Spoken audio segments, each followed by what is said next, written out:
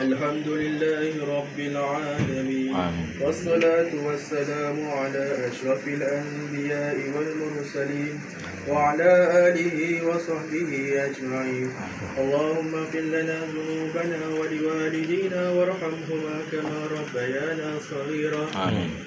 ولجميع المسلمين والمسلمات والمؤمنين والمؤمنات الأحياء منهم والأموات برحمتك يا أرحم الراحمين. Ya Allah, Ya Rahman, Ya Rahim, pada hari Jumaat yang penuh berkat ini, Ya Allah, kami berkumpul bagi meraihkan majlis persaudaraan insan yang amat kami hormati, Encik kami Zifri Muhammad Ansor.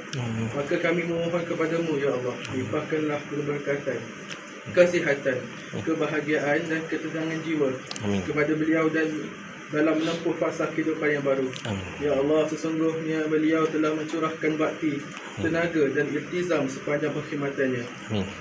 Oleh itu, ganjarilah segala jasa dan pengorbanan beliau dengan sebaik-baik balasan di sini.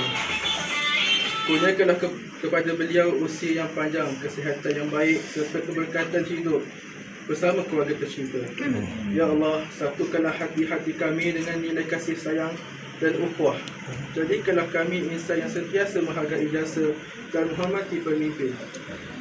Semoga kami dapat meladani kepimpinan dan kebaikan yang telah beliau tunjukkan.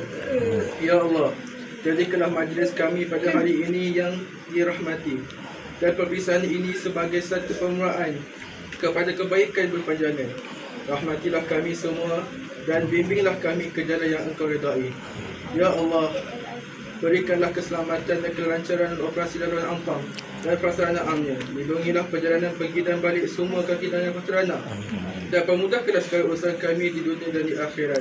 Rabbana atina fid dunya hasanah wa fil akhirati hasanah wa qina adzaban nar. Wa sallallahu ala sayyidina Muhammadin wa ala alihi wa sahbihi wa sallam. Walhamdulillahi rabbil alamin.